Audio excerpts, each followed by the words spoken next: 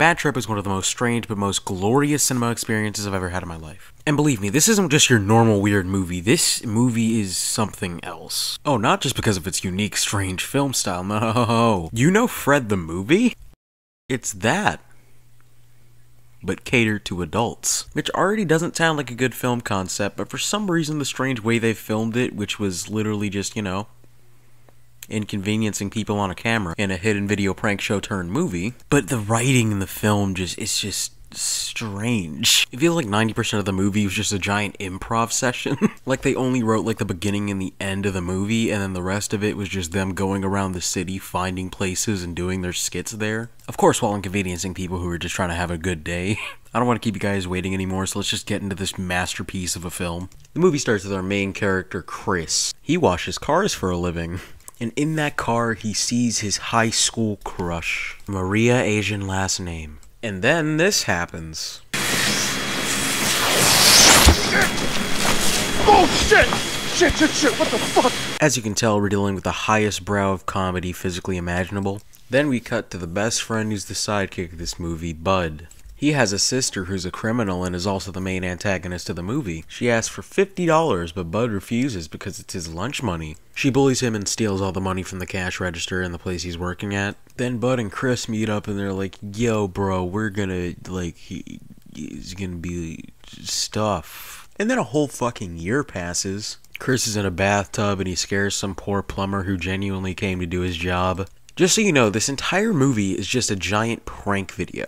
Then Chris runs around some poor cake bakers just trying to carry a cake past, and he almost knocks them over. Because again, inconveniencing people is the most funny thing I've ever seen in a movie. Then title card, then he's in a fast food place. Oh wait, it's a margarita place, never mind. He then proceeds to do something that would end up in a fucking health code violation, and inconveniences another person. Then mixed waifu shows up. Then they talk and pretend he gets his fucking hand cut off to inconvenience more people. Then he proceeds to walk up to another dude and ask him for advice. Then he sings a song and inconveniences a whole mall. Now this guy here I respect because he falcon kicks the fuck out of Chris and tells him to get the fuck away from him.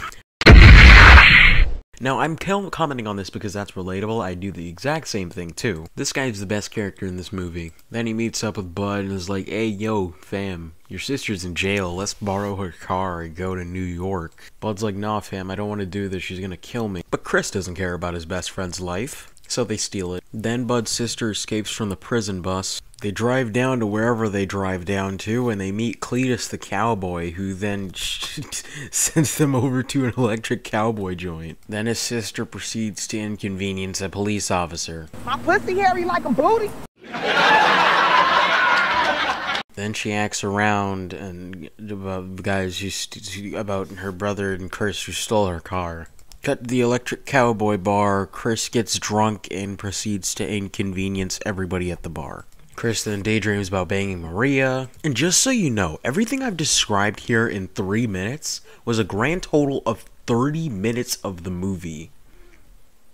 A whole third of this movie was wasted on this bullshit. If this movie was genuinely focused more on the plot than all the surrealist, strange comedy that just came out throughout the entirety of the movie, this would be a grand total of 20 minutes long. Not joking, 20 minutes. They then go up to a lady who is, like, promoting a zoo, I guess. And this woman wasn't in on the acting either. So this is just more proof that they literally they just, like, came up with the script as they went along, just like I'm doing now. Then they go to the zoo and Chris gets raped by a gorilla.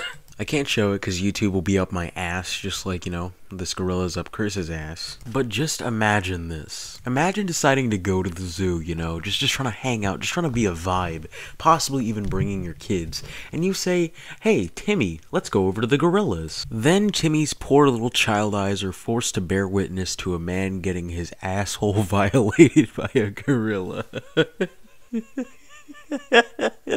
Then the gorilla proceeds to fucking face fuck him. I'm done. Then the gorilla proceeds to fuck his face and give him a super hot facial. The sister asks about her car again for another time and inconveniences people, particularly one guy who they somehow managed to get the picture from. Then fucking Chris and Bud mistake drugs for mints. They get all super high, bro, just like all the cool kids, and get into some shenanigans, like always. Conveniently inconveniencing people along the way. And then, because this movie is desperate for juvenile laughs, they get their dicks stuck in a Chinese finger trap. Because funny. Then we proceed to have the gayest scene in the world. They ask a golfing guy for help. They go to a barber shop. And then eventually end up in a fancy restaurant, continuing to ruin people's day. Chris then gets shocked by a car battery, which he honestly deserves. Screw Chris, I hate that guy. Chris honestly isn't really a likable protagonist. He has some pretty basic motivations, if I could say that. And throughout the entirety of the movie, his character just goes around being a jackass to everybody. Then they do stuff in another restaurant. There's a lady who's actually funny, I like her. Then they leave and crash the car. There's a really cool guy with dreads. He's actually pretty helpful, and I like him, surprisingly enough. Well, not really surprisingly, but sadly he got absolutely pranked, and his good deeds are probably not going to be looked at. Then Bud and Chris have their big climactic fight scene. Oh my god! Then they leave, and Chris keeps mistaking people for Bud. Then he cries to a military guy who's recruiting and makes, you know, a fucking fool of himself. Then Chris runs back to Bud, and they have their friendly reconciliation, and the people on the bus are like, "Aw, that's wholesome." If only they knew what movie they were in. Then they make it to New York. Aw, yeah, ultimate climax, yay! Bud's sister then finds out that they crashed the car. Anyway, back to the plot. Bud's like, "Oh yeah, you can do it, bro. I guarantee you'll get that girl, bro. You go in there and you do your thing. You get that girl." And Chris is like, "Yeah, aight, fam." Then a guard blocks him. And if you think I'm sounding repetitive when I keep saying then X happens, that's literally because that's all I can do while reviewing this movie. At this point, I just need to keep saying it in order to pad out the runtime, because just like this movie, if I got rid of all the padding, it would be less than half the length that it is now. If I were to describe only the things that were relevant in the movie, we'd have a 2-minute video on our hands, including the 1-minute introduction.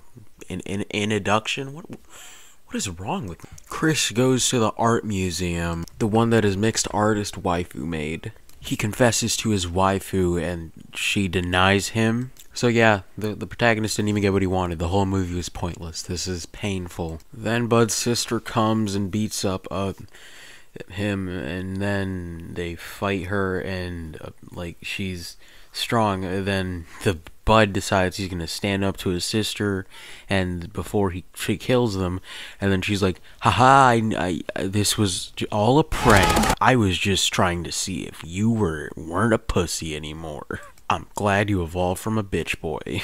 Then fucking mixed waifu screams about her shit being destroyed, and then they make a joke about the White Girls movie, which was mentioned like prior, but I didn't mention it because I didn't want this to be like an hour-long video of me just explaining bullshit that keeps happening in this movie. But yeah, after that ending, literally nothing happens. That was the end of the movie.